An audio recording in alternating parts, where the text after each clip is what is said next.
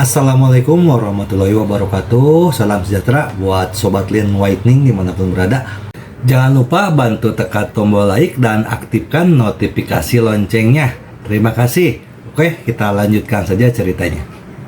Bab 1936 sampai bab 1940.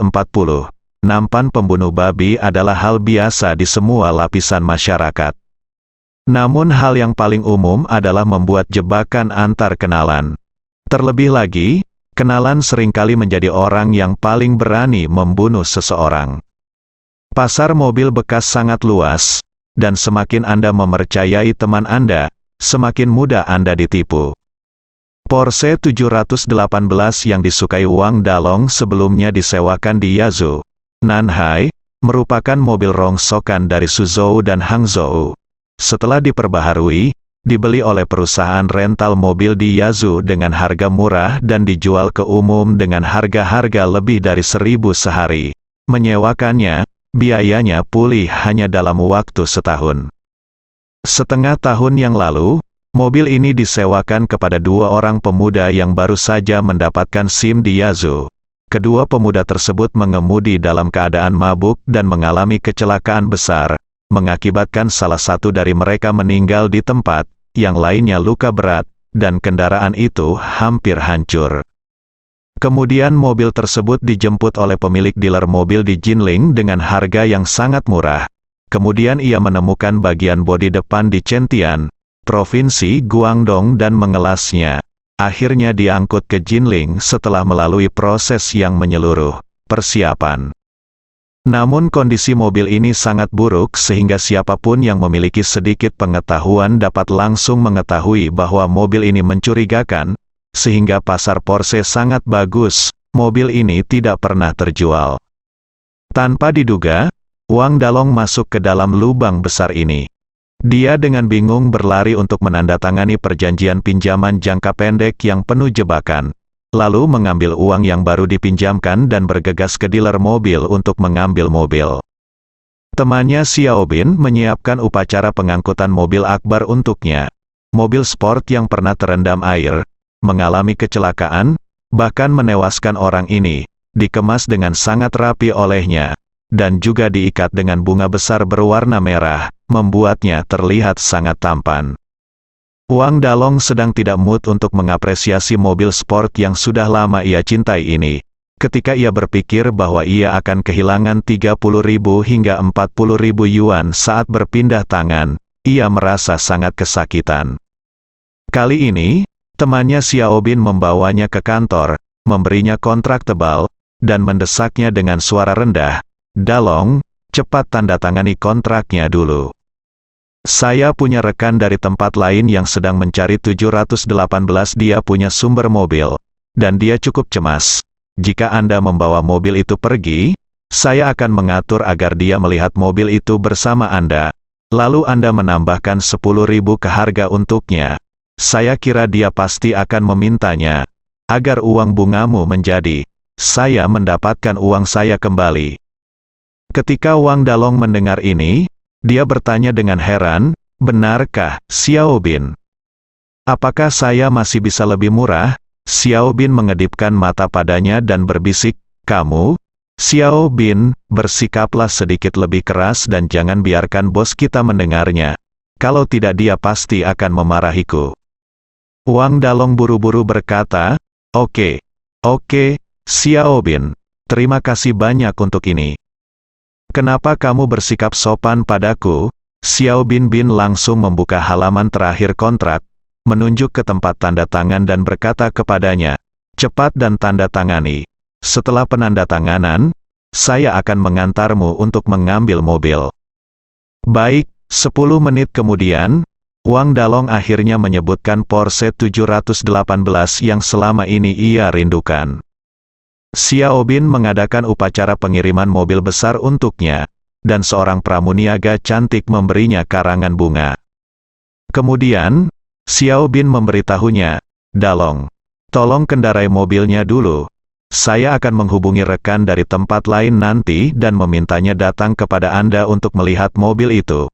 Wang Dalong tiba-tiba membelah awan dan melihat langit biru. Dia sangat bersemangat sehingga dia tidak bisa menambahkan apapun. Seolah-olah dia lupa bahwa dia baru saja kehilangan pekerjaan. Kemudian, dia mengira telah membayar cicilan jembatan selama 10 hari sekaligus. Jika dia menjual mobil itu begitu dia menyebutkannya, dia akan benar-benar merugi. Jadi, dia buru-buru berkata kepada Xiao Bin, "Xiao Bin, bisakah kamu membiarkan temanmu yang luar kota datang untuk melihat mobil itu 1 atau 2 hari kemudian? Aku baru saja mendapatkan mobil ini, setidaknya membuatku langka dan hangat." Xiao Bin tertawa. "Oke, tidak masalah, tidak ada sumber mobil serupa di pasaran akhir-akhir ini, dia pasti akan bersedia menunggu 2 hari lagi. Anda dapat mengendarai mobil untuk penggunaan praktis terlebih dahulu, dan saya akan mengikuti di atas sana." "Bagus." Wang Dalong dengan penuh syukur menyerahkan tangannya dan berkata dengan penuh semangat, "Kalau begitu saya akan mengemudikan mobilnya dulu, dan Anda dapat memintanya untuk menghubungi saya dalam 2 hari. Setelah mobil itu diusir, saya akan mentraktirmu makan besar." Xiao Bin melambaikan tangannya. Berkata dengan wajah serius, "Tidak perlu mentraktirku makan malam, itu tidak mudah bagimu." 5 menit kemudian, Wang Dalong mengantarkan mobil yang diidam-idamkan itu, Porsche 718, dan meninggalkan dealer mobil dengan rasa terima kasih yang sebesar-besarnya kepada teman-temannya. Saat ini, dia masih belum tahu mimpi buruk apa yang menantinya di masa depan mobil ini. Mereka tidak tahu bahwa dia tidak hanya harus kehilangan uangnya yang hanya 100.000 yuan, tetapi dia juga akan dibebani oleh rentenir. Pada akhirnya, orang tuanya harus menjual rumah mereka untuk menyelamatkannya. Pada saat yang sama, Fei Kexin, yang menginap di Hotel Internasional Jinling, baru saja mengirim Xiao Churan keluar bersama Kelly West. Setelah ketiga wanita itu makan siang bersama, mereka mengobrol di kamar Fei Kexin sepanjang sore, hingga gelap. Xiao Churan pergi tanpa ingin menyelesaikannya. Setelah melihat Xiao Churan naik taksi dan pergi, Kelly West bertanya kepada Fei Kexin dengan heran, "Nona Fei, saya memberi Churan tempat di kelas master hanya karena wajah Anda, dia juga tidak bodoh. Anda harus bisa melihat hubungan ini. Mengapa kamu hanya menyiapkan hadiah untukku, tetapi tidak untukmu?" Fei Kexin berkata sambil tersenyum, "Untungnya, dia tidak menyiapkannya untukku. Jika dia benar-benar menyiapkannya untukku, hadiah, lalu semua kerja kerasku akan sia-sia." Kelly West sangat bingung. Dia bertanya ragu-ragu, "Nona Fei, apa maksud Anda dengan ini? Saya tidak begitu mengerti." Fei Kexin berkata dengan serius, "Hal semacam ini tidak dapat dijelaskan dengan beberapa kata. Tiongkok adalah masyarakat yang humanistik, kecuali anggota keluarga dekat. Hampir semua hubungan sosial lainnya didorong oleh bantuan. Seperti kata pepatah, orang menghormati saya dengan 1 kaki, dan saya menghormati orang lain dengan 1 kaki. Ini sangat berbeda dengan komunikasi antar pribadi di Eropa dan Amerika Serikat." Berbicara tentang ini, dia berhenti sebentar dan kemudian berkata, "Pengingat yang bersahabat, cara terbaik untuk bergaul dengan orang-orang Tiongkok adalah dengan membuat mereka berhutang budi padamu." Kelly West mengangguk mengerti, memikirkan perbandingan ini di dalam hatinya. Fei Kexin, yang jauh lebih muda, menjadi semakin terkesan. Fei Kexin segera kembali ke kamarnya dan memanggil kakeknya Fei Jianzong. Begitu panggilan telepon masuk, dia bertanya dengan prihatin, "Kakek, apakah kamu mulai terbiasa dengan segala sesuatu di istana Buckingham?" Fei Jianzong menghela nafas dan berkata, "Sangat sulit untuk beradaptasi, rasanya seperti berada di penjara." Fei Kexin bertanya dengan bingung, "Kakek, mengapa kamu mengatakan itu?" Fei Jianzong mengeluh, "Staf mengatakan bahwa sampai akhir pelelangan, tidak ada yang diizinkan meninggalkan hotel, dan bahkan tidak ada yang diizinkan meninggalkan kamar mereka tanpa otorisasi. Jika ingin keluar ruangan, harus bertanya terlebih dahulu kepada mereka. Laporkan dan informasikan alasan ingin keluar ruangan. Anda hanya boleh keluar setelah mendapat persetujuan mereka. Meninggalkan ruangan tanpa persetujuan dianggap pelanggaran berat. 1 peringatan dan 2 diskualifikasi untuk berpartisipasi dalam pelelangan. Fei Kexin terkejut. Dia bertanya, manajemennya sangat ketat. Ya, Fei Jianzong berkata dengan marah. Staf layanan membawakan makanan dan air langsung ke kamar, dan yang mengantarkan makanan harus peduli dengan pakaian yang saya kenakan. Saya harus memakai pakaian yang mereka keluarkan. Sebaliknya, meskipun saya melanggar disiplin dan ingin berjalan-jalan ke bawah setelah makan malam, mereka tidak mengizinkannya. Mengatakan bahwa berjalan kaki bukanlah bagian yang perlu dan tidak akan menyetujuinya. Fei Kexin menghela nafas tak berdaya. Dia menghibur, kakek, ini adalah pasar penjual. Ada begitu banyak orang sepertimu, jadi kamu tidak perlu terlalu peduli. Fei Jianzong menghela nafas dan berkata dengan marah, kamu tidak tahu betapa gelapnya tempat ini, mereka tidak mengizinkan saya berjalan-jalan, tetapi mereka mengatakan mereka dapat mengirimi saya treadmill ke rumah saya, kamar. Tapi biaya layanan untuk mengirim treadmill sebenarnya menghabiskan biaya 680.000 yuan.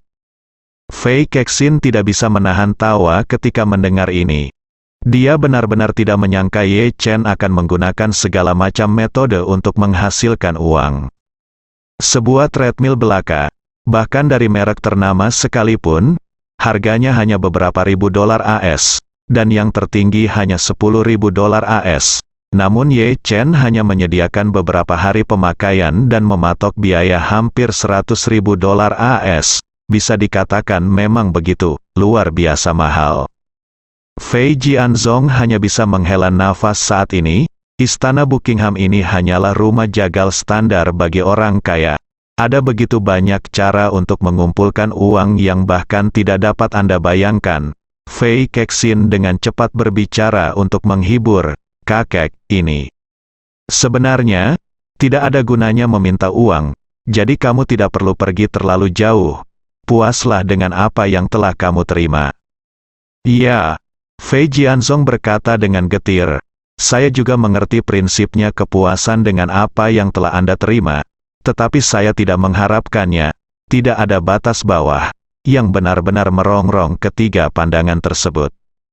Setelah itu, Fei Jianzong bertanya lagi, Kexin, berdasarkan pengalaman saya yang sebenarnya di sini, saya merasa bahwa bos di belakang layar adalah pencatut yang mencari keuntungan. Akankah efektif jika Anda terlibat dalam serangan kebaikan dengan orang seperti itu? Fei Kexin berpikir sejenak dan berkata, kakek, menurut pengamatan saya, Tuan Ye di belakang layar sepertinya bukan tentara bayaran. Kalau tidak dia tidak akan bisa terus menyembunyikan identitasnya. Dia mungkin hanya ingin mengambil kesempatan ini untuk menipu orang-orang kaya ini. Setelah itu, dia menambahkan, kamu juga. Bilang bahwa kakek Lai pernah mendapat pil peremajaan dari tangannya secara kebetulan. Dan dia tidak pernah meminta sepeser pun kepada kakek Lai. Menurut tren saat ini, harga pil peremajaan di lelang pasti akan melebihi 10 miliar dolar AS, dan seseorang dapat memberikan 10 miliar dolar AS dengan santai. Anda sama sekali tidak terlihat seperti orang yang mencari keuntungan. Kemudian, Fei Kexin melanjutkan, dia sekarang mencoba yang terbaik untuk mendapatkan uang dari Anda. Maksimumnya adalah sekitar 10 juta yuan per orang, dan 200 orang. Totalnya hanya 2 miliar yuan. Yang setara dengan lebih dari 300 juta dolar AS, kurang dari sepertiga dari nilai sebenarnya dari pil peremajaan. Jadi saya kurasa dia hanya ingin mempersulitmu dan membunuhmu demi prestisemu. Fei Jianzong ragu-ragu sejenak dan berkata dengan agak setuju. Analisis Anda masuk akal. Bagaimanapun, pil peremajaan bernilai banyak uang. Bahkan jika aku telah menerima banyak bantuan dari kakekmu Lai. Bahkan jika itu aku tidak akan rela berpisah dengannya. Aku akan memberimu sesuatu yang bernilai puluhan miliar dolar untuk kakek Lai. Fei Kexin tersenyum sedikit dan berkata dengan lega, jadi kakek, jangan terlalu banyak emosi negatif. Kamu harus serendah dan serendah mungkin di Istana Buckingham. dan jangan ikuti pekerjaan mereka. Jika ada perselisihan di antara staf, bagi saya, semuanya tampaknya berjalan relatif lancar sejauh ini, dan hasilnya patut dinantikan. Oke, Fei Jianzong merasa jauh lebih nyaman dan berkata sambil tersenyum, Kexin, sepertinya kamu sudah melakukannya, membuat kemajuan besar dari waktu ke waktu. Karaktermu sebelumnya tidak serendah dan setenang sekarang. Fei Kexin tersenyum dan berkata dengan serius, Kakek, ketika saya pertama kali datang ke Tiongkok, saya masih memiliki rasa superioritas yang kuat dalam diri saya. Saya merasa semuanya bisa direncanakan, tetapi ketika saya datang ke Jinling, saya menyadari apa artinya menjadi seseorang di luar dunia. Dan ada langit di luar dunia, orang-orang kuat yang sebenarnya seringkali tersembunyi di pasar, dan biasanya tidak mengungkapkan apapun, jadi mereka harus tetap rendah hati dan rendah hati setiap saat. Berbicara tentang ini, dia tidak bisa menahan nafas, sayang sekali saya terlambat memahami kebenaran ini. Jika sebelumnya, Tuan Luo mungkin tidak akan menghilang. Fei Jianzong memikirkan Luo Jiacheng yang hilang. Dia tidak bisa menahan diri untuk tidak menghela nafas pelan dan berkata, saya telah memberi keluarga Tuan Luo tunjangan penyelesaian sebesar 100 juta dolar AS. Jika keberadaannya tidak dapat ditemukan, saya akan memberikan keluarganya sejumlah besar uang lagi agar mereka tetap hidup selama sisa hidup mereka. Jangan khawatir, Fei. Kexin berkata, hanya itu yang bisa kami lakukan sekarang. Setelah itu, dia melihat waktu dan berkata, Kakek, tolong istirahat dulu di hotel. Saya akan terus melakukan mediasi di luar 2 hari ini.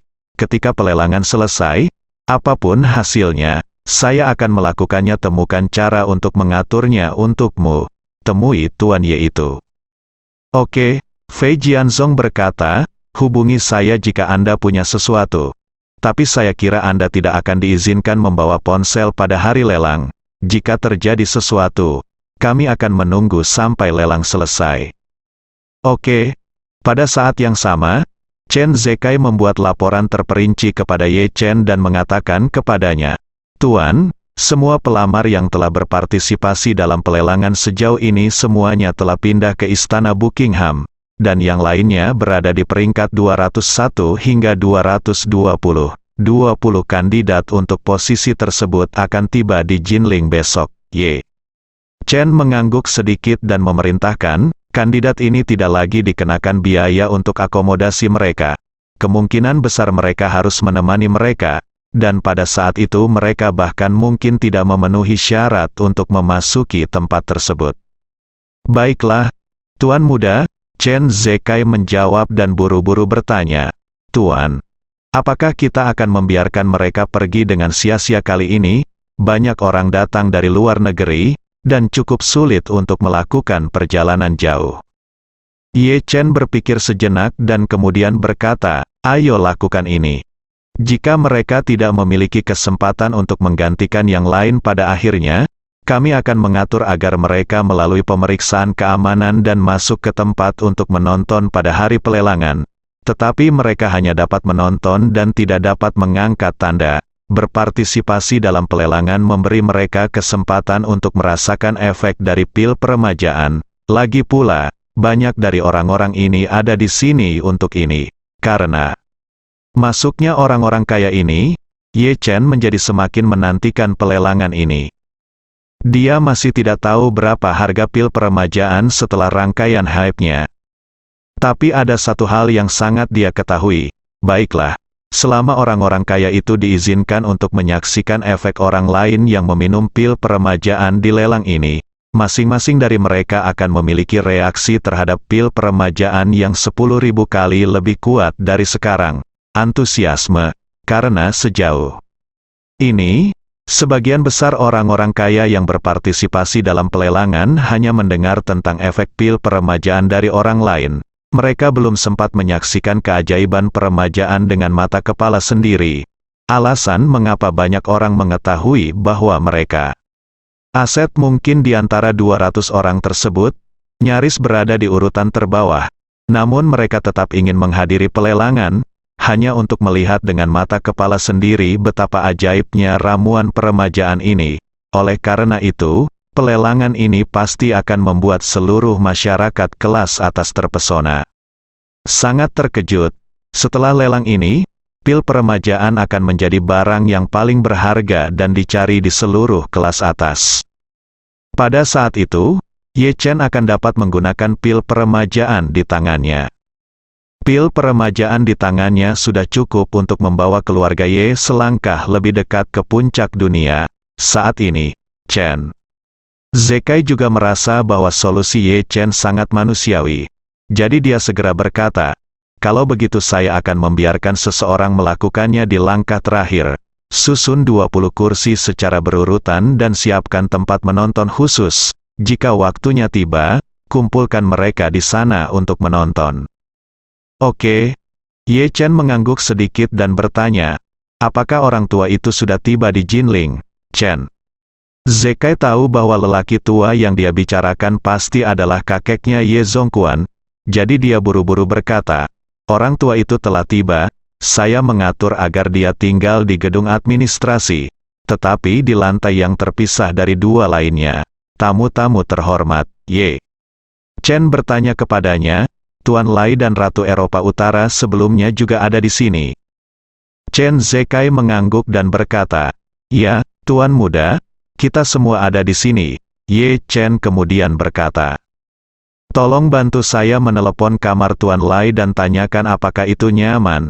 Jika demikian, saya akan pergi ke sana dan mengunjunginya. Setelah Lai Qinghua pindah ke gedung administrasi, dia menunggu Ye Chen menghubunginya. Ketika dia datang ke Jinling kali ini, dia tahu bahwa dia tidak memiliki kekuatan finansial untuk bersaing dengan orang-orang kaya raya ini. Oleh karena itu, satu-satunya tujuan datang ke Jinling kali ini adalah untuk bertemu Ye Chen. Oleh karena itu, ketika Chen Zekai menghubunginya, dia berkata tanpa berpikir, tolong beritahu Tuan Ye bahwa saya akan menunggunya kapan saja. Setelah mendengar ini, Ye Chen tidak menunda dan meminta Chen Zekai untuk membawanya ke kantor administrasi, ke atas dan datang ke kamar Lai Qinghua. Begitu mereka bertemu, Ye Chen berkata dengan hormat, Tuan Lai, kita bertemu lagi. Lai Qinghua dengan cepat menundukkan tangannya dan membungkuk, dan berkata dengan hormat, Tuan Ye, Anda sopan. Ye Chen buru-buru mengulurkan tangannya, dia mendukung saya dan berkata, Tuan Lai terlalu sopan, bagaimana saya bisa menerima hadiah Anda? Lai Qinghua berkata dengan wajah serius, Tuan Ye, takdir Anda lebih baik daripada takdir saya, dan Anda baik kepada saya wajar jika saya memberi hormat kepada Anda saat saya melihat Anda.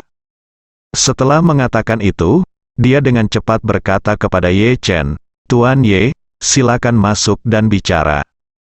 Ye Chen mengangguk, lalu menoleh ke Chen Zekai dan berkata, Chen tua, Tuan Lai dan saya mari kita ngobrol sebentar, dan Anda bisa kembali dulu.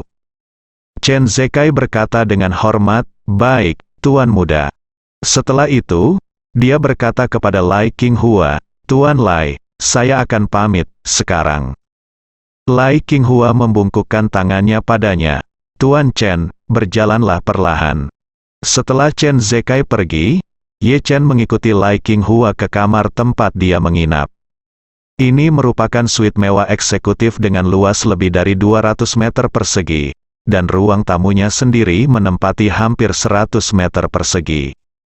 Saat ini satu set teh pasir ungu sudah diletakkan di atas meja kopi ruang tamu.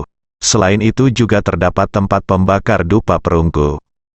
Lai Qinghua meminta Ye Chen untuk duduk di sofa, dan saat dia merebus air untuk membuat teh, dia mengeluarkan sepotong kayu seukuran telapak tangan, dan kemudian menggunakan pisau perak halus untuk dengan lembut mengikis bubuk dari potongan kayu tersebut.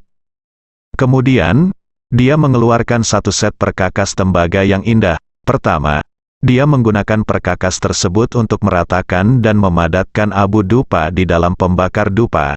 Kemudian dia menuangkan bubuk yang diambil dari kayu ke atas abu dupa, dan menggunakan perkakas tersebut untuk menekan itu menjadi bentuk teratai. Ye Chen mengenali serangkaian barang yang dia gunakan. Ini adalah Zuan Xiang yang terkenal. Kebanyakan orang yang suka membakar dupa langsung membeli dupa olahan atau dupa tali.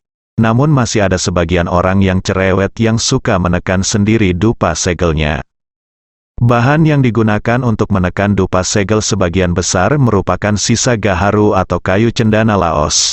Hal ini dapat dianggap sebagai limbah daur ulang dan biayanya tidak terlalu mahal.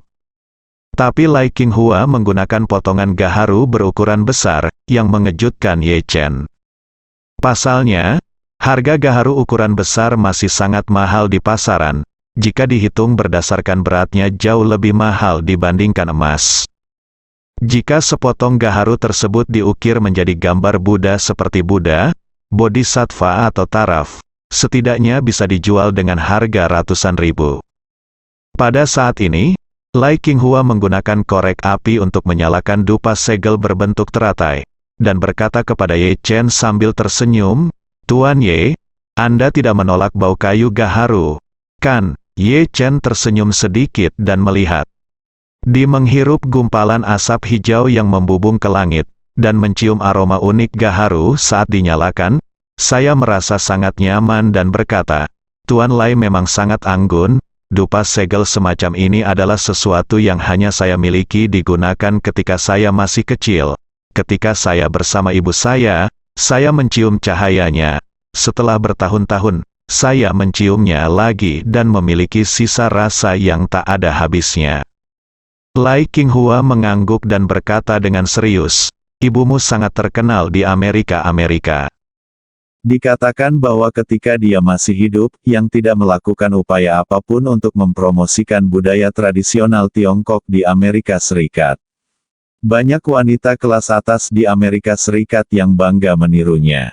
Saya menyukai dupa anjing laut sejak lama, tahun, dan harga gaharu di Amerika Serikat telah stabil selama beberapa dekade, sampai dupa anjing laut ibumu menjadi sangat dicari di kelas atas. Harga gaharu di Amerika meningkat lebih dari 5 kali lipat dalam setahun." Ye Chen bertanya dengan rasa ingin tahu, "Tuan Lai, apakah Anda pernah melihat ibu saya?" "Iya." Lai Qinghua mengangguk sedikit dan berkata dengan serius, "Tuan Ye, sebenarnya saya sudah mengenal kakek buyut Anda selama bertahun-tahun. Ketika kami bertemu, kakek Anda masih bayi. Saya diundang oleh kakek buyutmu untuk minum anggur ibumu, anggur bulan purnama." Kakek buyut dari pihak ibu Ye Chen adalah ayah dari kakek dari pihak ibu dan pendiri keluargaan. Namun, Ye Chen belum pernah bertemu dengan kakek buyut ini. Ketika dia meninggal, Ye Chen belum lahir. Mendengar Tuan Lai menceritakan rahasia tersembunyi ini, Ye Chen bertanya dengan heran, "Tuan Lai, apakah Anda berteman dengan kakek buyut saya?" "Iya." Lai Qinghua tersenyum dengan tenang dan menjelaskan, "Kakek buyut Anda hampir sama usia. Dia dan saya bertemu pada tahun 1938. Ketika dia dan saya naik perahu yang sama ke Amerika Serikat, kami langsung cocok, mengatasi rintangan dan saling mendukung sepanjang perjalanan.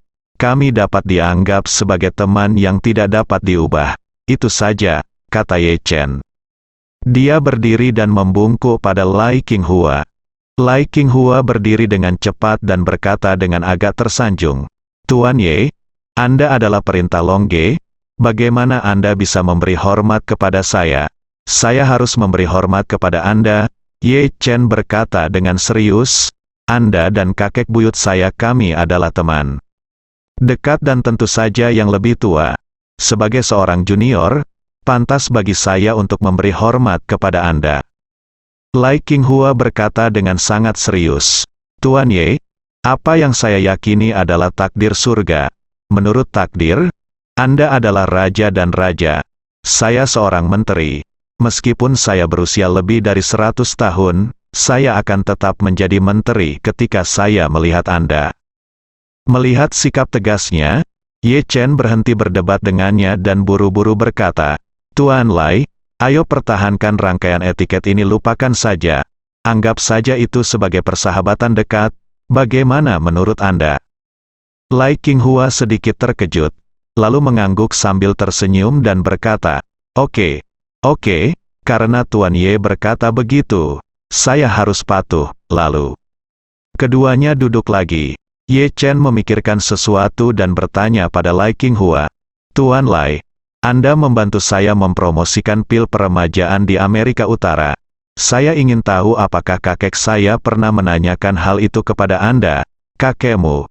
Lai Qinghua tidak bisa tak menahan tawa ketika mengatakan ini. Berkata, dia tidak percaya pada takdir. Ketika dia masih muda, dia sering berkata, nasibku terserah padaku. Aku tidak bisa menahannya. Bohong. Jadi sebenarnya ada sangat sedikit kontak di antara kita. Terutama setelah kakek buyutmu meninggal, kita tidak memiliki kontak sama sekali. Saya yakin meskipun dia tertarik dengan pil peremajaan, dia tidak akan datang kepada saya untuk bertanya. Setelah itu, dia penasaran. Dia bertanya pada Ye Chen, Tuan Ye, Anda harus memiliki semua daftar pendaftaran di tangan Anda. Apakah ada orang dari keluargaan yang telah mendaftar untuk berpartisipasi? Tidak. Ye Chen menggelengkan kepalanya dan berkata, tidak ada nama keluarga di semua informasi pendaftaran. Anan. Lai Qinghua mengangguk, tersenyum, dan berkata, kakekmu memiliki kepribadian yang sangat arogan dan kemungkinan besar tidak akan ikut bersenang-senang, kecuali dia mengetahui keampuhan peremajaan tersebut. Pil dulu. Dia tidak akan datang ke sini secara langsung. Setelah itu, Lai Qinghua memandang Ye Chen dan mengagumi. Tetapi berbicara tentang Tuan Ye, aturan yang Anda tetapkan bahwa penawar yang berhasil harus meminum pil peremajaan di tempat benar-benar luar biasa. Tidak hanya semua orang yang berpartisipasi dalam pelelangan dapat menyaksikan efek magis dari pil peremajaan dengan mata kepala sendiri. Dan juga membuat semua tokoh besar yang ingin mendapatkan pil peremajaan harus muncul secara langsung. Percaya bahwa ketika lelang pil peremajaan berikutnya diadakan, banyak raksasa modal yang bersembunyi di dalam tubuh akan mengambil inisiatif untuk muncul, tidak berbentuk. Pada titik ini, Lai Qinghua memandang Ye Chen dan berkata dengan serius, mungkin kakekmu akan melakukannya muncul di daftar pendaftaran untuk lelang tahun depan. Faktanya, jauh di lubuk hati, Ye Chen sangat menantikan untuk bertemu kakeknya di pelelangan pil peremajaan. Namun, dia tidak tahu kenapa dia mempunyai pemikiran seperti itu. Karena sebenarnya dia tidak pernah terpikir untuk mengenal kakek dan keluarganya. Ketika berbicara tentang kakek Ye Chen, Lai Qinghua tiba-tiba tampak tertarik dan berkata sambil tersenyum, sejujurnya, Tuan Ye, saya sangat menantikan kakek Anda datang untuk berpartisipasi dalam lelang ramuan peremajaan. Ye Chen bertanya. Penasaran? Mengapa Tuan Lai mengatakan ini? Lai Qinghua berkata sambil tersenyum, kakekmu sudah terlalu lama tinggal di Amerika dan menjadi sangat kebarat-baratan. Dia hanya percaya pada apa yang disebut sains dan menganggap semua tradisi sebagai sampah. Ye Chen mengangguk dan berkata, ini bisa dimengerti. Saya mendengar ibu saya berkata bahwa kakek saya pastilah seorang akademisi terbaik saat itu dan merupakan siswa terbaik yang lulus dari Stanford. Lai Qinghua mengangguk dan tersenyum, itu benar. Dia tumbuh dengan pendidikan barat yang murni. Dia telah memberontak sejak dia masih kecil. Dia akan menganalisis segala sesuatu dengan perspektif dialektis. Dia akan menyangkal segalanya terlebih dahulu dan kemudian perlahan-lahan memverifikasinya. Oleh karena itu, hidupnya tampaknya bertentangan seluruh dunia. Meskipun dia tidak tertarik dengan budaya tradisional Tiongkok, tetapi dia harus mengakui bahwa dia memang seorang pengusaha yang sangat hebat. Pada titik ini, Lai Qinghua berkata sambil bercanda, tapi, semakin tua seseorang, semakin keras dia di tulangnya. Kebenciannya akan berkurang. Begitu dia berjabat tangan dengan dunia, pandangan sebelumnya tentang dunia akan berubah. Sama seperti banyak fisikawan yang menghabiskan hidup mereka untuk mencoba membuktikan bahwa tidak ada Tuhan atau pencipta di dalamnya. Dunia ini, tetapi hanya hukum fisika yang abadi. Namun, ketika mereka mencapai usia 70 dan memahami segalanya, Mereka sangat yakin bahwa di balik segala sesuatu di dunia, pasti ada pencipta, tetapi dia mungkin tidak ada di dunia ini. Berwujud manusia atau dewa, hal ini karena mereka mempunyai pemahaman yang mendalam tentang berbagai hukum fisika yang mendalam dan hukum alam semesta. Semakin teliti mereka melihatnya, semakin mereka merasa bahwa hukum-hukum di antara segala sesuatu di alam semesta begitu cerdik bahwa itu tidak mungkin hanya kecelakaan. Lai Qinghua saat dia mengatakan itu, dia menatap Ye Chen dan berkata dengan serius, "Jika saya ingat dengan benar, kakekmu juga berusia lebih dari 80 tahun ini. Saya yakin dia sudah mulai mengenali kembali dunia. Mungkin dia akan seperti 200 orang lainnya. Saya terpesona oleh pil peremajaan." Ye Chen tersenyum sedikit dan berkata, "Jika dia bertanya padamu tentang pil peremajaan suatu hari nanti, tolong jangan beritahu dia tentang situasiku." Lai Qinghua berkata. Dengan tergesa-gesa, "Itu wajar, seperti itu rencana belum?" Setelah mengatakan itu, Ye Chen menambahkan, "Faktanya, saya jarang berinteraksi dengan keluarga kakek saya. Dan menurut kesan saya, hubungan antara kakek dan ibu saya selalu sedikit tegang. Jadi dalam ingatan saya, kakek jarang memiliki wajah yang bagus. Selain itu, saya sudah bertahun-tahun tidak melihatnya. Saya tidak memiliki banyak dasar emosional dengan mereka." Lai Qinghua mengangguk mengerti dan menghela nafas. "Dengan karakter kakekmu, ibumu bersikeras untuk menikahi ayahmu saat itu, yang pasti membuatnya sangat marah. Tapi tahun ini dia harus berusia lebih dari 80 tahun, dan dia harus memiliki wawasan baru dalam banyak hal. Mungkin keinginan terbesarnya sekarang adalah untuk bertemu denganmu." Ye Chen menertawakan dirinya sendiri dan berkata, "Mereka mungkin mengira aku sudah mati." "Tidak mungkin," Lai Qinghua berkata dengan serius. "Orang dengan status kakekmu memiliki persyaratan yang sangat tinggi untuk keaslian informasi. Bahkan dibandingkan dengan polisi, lebih buruk lagi. Kalau dipikir-pikir, jika tidak ada cukup bukti untuk membuktikan bahwa seseorang benar-benar mati, polisi hanya akan mendefinisikan dia hilang. Saya yakin kakek Anda juga demikian." Ye Chen mengangguk tanpa ekspresi dan berkata, "Kalau begitu biarkan mereka terus berpikir bahwa aku hilang." Lai Qinghua ragu-ragu sejenak, lalu menatap Ye Chen dan berkata dengan serius, "Tuan Ye, saya memiliki sesuatu yang saya tidak tahu harus mengatakannya atau tidak." Ye Chen buru-buru berkata, "Tuan Lai, Anda tidak perlu bersikap sopan. Jika ada yang ingin Anda katakan, tidak apa-apa untuk mengatakannya." Lai Qinghua berkata, "Meskipun kamu telah keluar dari dilema di Longcheng soal, mendapatkan kembali Dragon Grid milikmu bukanlah akhir. Tercatat dalam Su Yiji, dari dinasti selatan bahwa ular air, Hui, berubah menjadi naga dalam 500 tahun, dan naga berubah menjadi naga dalam 1000 tahun. 500 tahun, dan seekor naga dalam 1000 tahun. Ini berarti bahwa jaringan naga bukanlah yang tertinggi. Selain itu, ada dua takdir lainnya, naga bertanduk dan Yinglong." Isi dari 9 kitab suci surgawi yang misterius, langsung terlintas di benak Ye Chen, dan memang ada catatan tentang ular, naga, serta naga bertanduk dan Yinglong. Naga bertanduk dan Yinglong sebenarnya adalah naga tingkat yang lebih tinggi. Lai Qinghua melanjutkan, "Tuan Ye, saya ingin memberitahu Anda bahwa jalan Anda masih panjang di masa depan. Jika Anda ingin berdiri di puncak dunia, beberapa langkah terakhir sangatlah penting, dan tenang adalah yang terbaik pilihan selama beberapa langkah terakhir menuju puncak. Jadi, sebaiknya kamu bertemu kakekmu lebih awal. Mungkin itu akan membuka situasi baru." Seorang jia, Ye Chen tidak bisa menahan diri untuk tidak mengerutkan kening, dan kemudian tertawa mencela diri sendiri. "Lupakan saja, jika saya ingin mencapai puncak, saya harus bisa mendakinya sendiri." Bagi Ye Chen, dia belum pernah mengalaminya terlebih dahulu dan harus bergantung pada bantuan keluarga kakeknya di masa depan.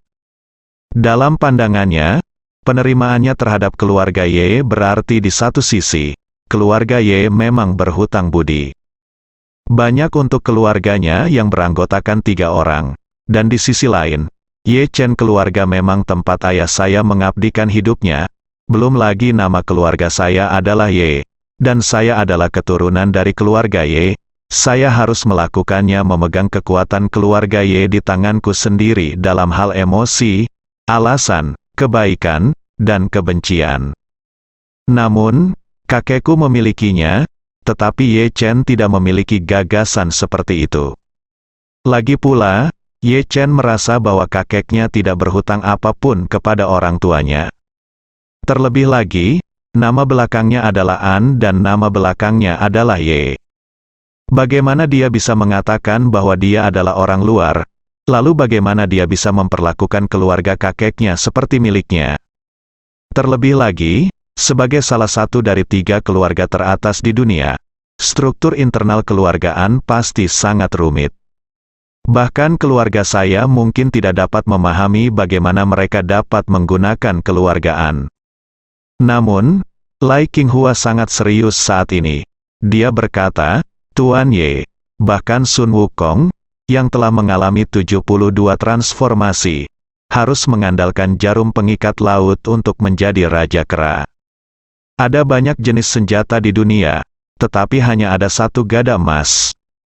Ye Chen berkata dengan serius, mungkin saya bukan Raja Kera, jadi gada emas ini mungkin tidak berguna bagi saya. Lai Qinghua menggelengkan kepalanya dan berkata, Tuan Ye, banyak hal telah ditakdirkan. Semakin cepat Anda mengetahui arahnya, semakin cepat Anda dapat mencapai tujuan Anda. Ye Chen tersenyum tipis dan berkata, Tuan Lai, meskipun saya juga mengetahui beberapa gosip I Ching, saya tidak percaya bahwa semua ini sudah ditakdirkan. Saya ingin mencapai tujuan ini, dan saya masih dapat mencapainya tanpa Anjia. Saat dia berbicara, Ye Chen menambahkan, ini seperti Sun Wukong.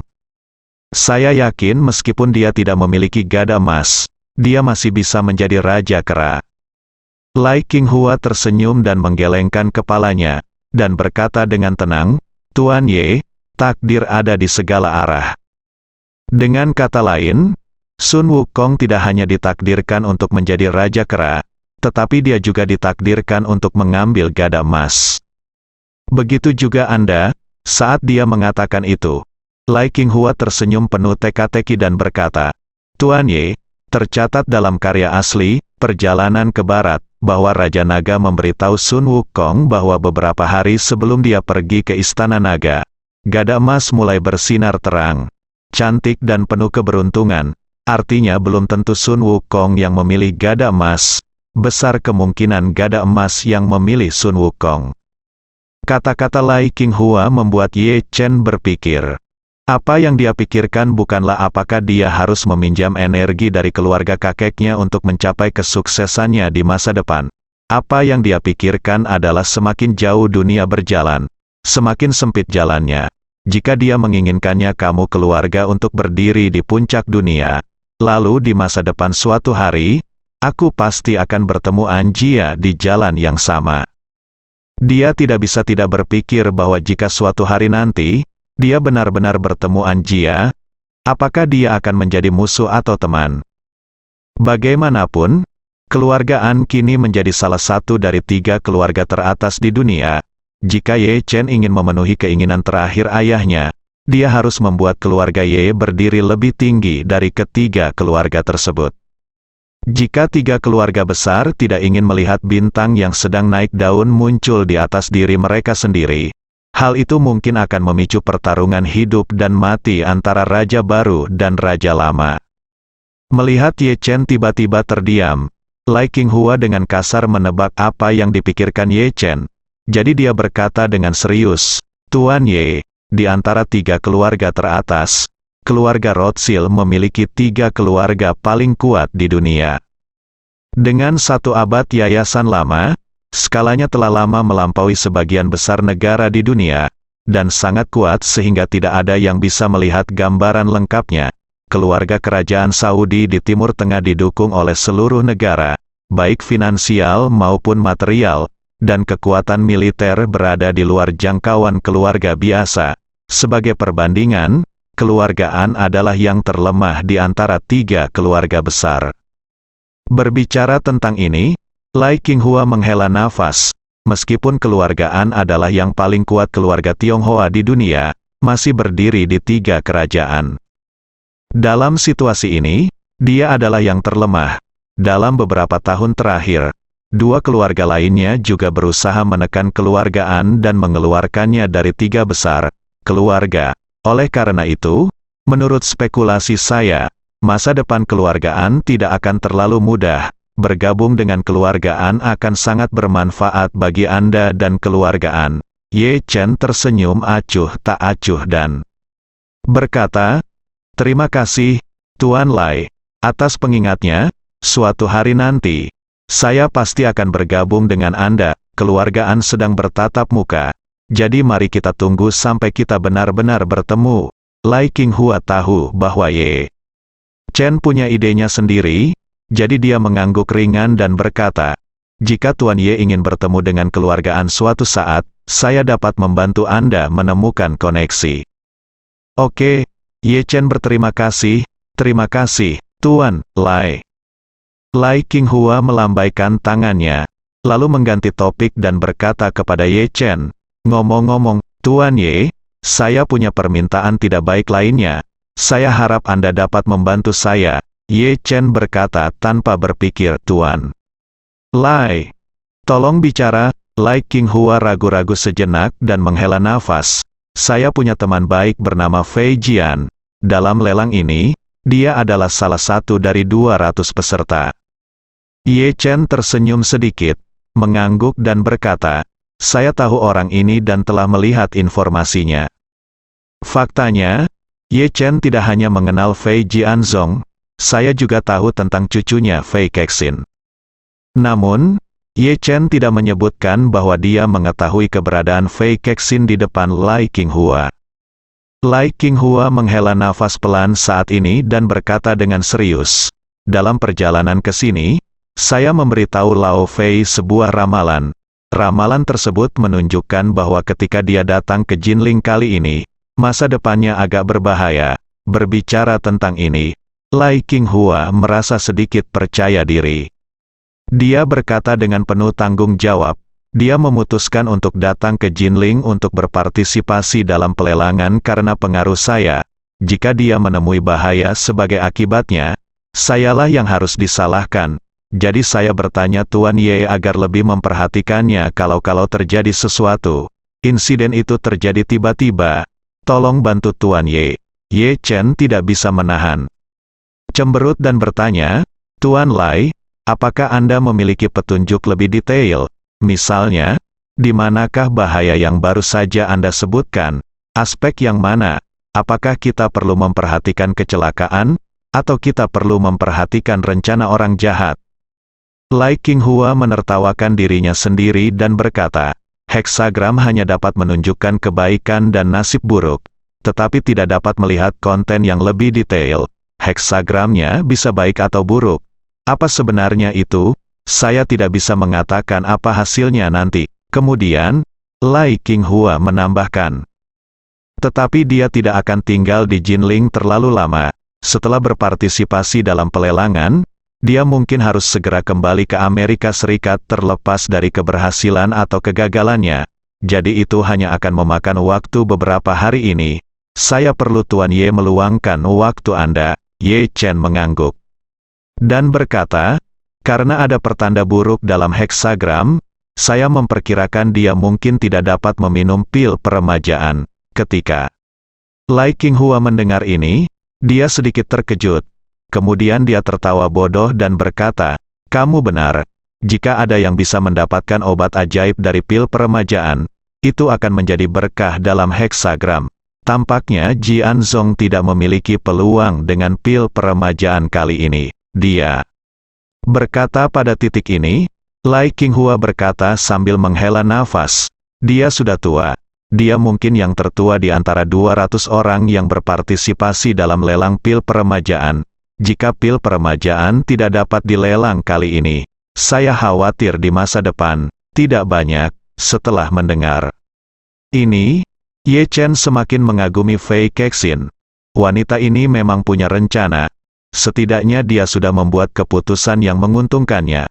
Jika kakeknya tidak bisa meminum pil peremajaan, dia akan memberinya setengah pil penyebar darah dan penyelamat jantung agar dia bisa hidup lebih lama, 2 bertahun-tahun.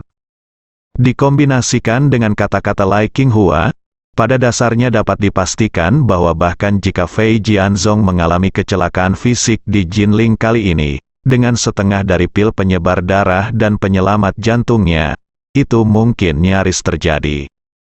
Ye Chen jelas tahu bahwa dia hanya akan melakukan serangan bantuan. Dia tahu bahwa total serangan bantuannya jauh dari nilai setengah pil penghemat darah. Tapi Ye Chen selalu merasa di dalam hatinya bahwa jika dia tidak membalas budi dan terus berhutang pada Fei Kexin, dia akan menjadi sangat canggung. Inilah kecemerlangan Fei Kexin. Saat ini, dia tiba-tiba merasa jika ini masalahnya, maka dia bisa berkonspirasi dengan Fei Kexin tanpa peringatan, yang bisa dianggap sebagai balas dendam dengan gayung bersambut. Jadi, dia tersenyum sedikit dan berkata kepada Lai Qinghua, "Jangan khawatir, Tuan Lai, saya akan lebih memperhatikan." Lai Qinghua menangkupkan tangannya ke arah Ye Chen dan berkata dengan hormat, "Saya ingin mengucapkan terima kasih, Tuan Ye." Ye Chen setelah mengobrol dengan Lai Qinghua beberapa kali dan minum beberapa cangkir teh, dia mengucapkan selamat tinggal dan pergi. Setelah meninggalkan kamar Lai Qinghua, dia mengeluarkan ponselnya dan menelepon Fei Kexin. Fei Kexin sedang mandi di bak mandi kamar Presidential Suite ketika dia tiba-tiba menerima telepon dari Ye Chen. Dia terkejut sesaat, lalu segera duduk, mengatur pernapasannya, lalu menjawab telepon dan berkata sambil tersenyum, "Tuan Ye, mengapa Anda berpikir untuk menelepon saya saat ini?" Ye Chen tersenyum dan bertanya kepadanya, "Apakah Nona Zhan sibuk?" Fei Kexin berkata sambil tersenyum, "Tidak, Tuan Ye, instruksi apa yang Anda punya?" Ye Chen He berkata, "Itu benar. Ketika Curan pergi ke Amerika Serikat untuk belajar di kelas master, saya tahu bahwa Nona Zhan pasti telah banyak membantu di belakang layar. Saya berhutang budi padamu, dan saya benar-benar merasa sedikit bersalah." Wajah Fei Kexin dia sangat gembira, tetapi berkata dengan nada yang sangat tenang, "Tuan Ye, tolong jangan terlalu sopan, kita semua adalah teman, jadi hal kecil ini tidak masalah." Ye Chen tersenyum dan berkata, "Ms. Zhan, saya kebetulan berada di sini lusa. Ada lelang yang sangat pribadi di Istana Buckingham, dan kebetulan saya memiliki undangan VIP di tangan saya. Jika Anda tertarik, Anda bisa datang dan melihat." Fei Kexin terkejut dan tidak bisa berkata-kata saat mendengar ini. Dia awalnya berpikir bahwa Ye Chen tidak akan pernah mengambil inisiatif untuk mengungkapkan identitasnya di depannya, apalagi menyebutkan informasi apapun terkait dengan pil peremajaan. Dia bahkan berpikir jika kakeknya gagal mendapatkan apapun dari lelang ini, dia tidak akan tahu malu dan mengambil inisiatif untuk memohon pada Ye Chen, dan kemudian dia harus berusaha keras untuk berbicara. Namun, dia tidak pernah bermimpi bahwa Ye Chen akan mengambil inisiatif mengundangnya untuk berpartisipasi dalam lelang pil peremajaan, apalagi dia juga seorang VIP. Kali ini, dia tertangkap basah, bersambung.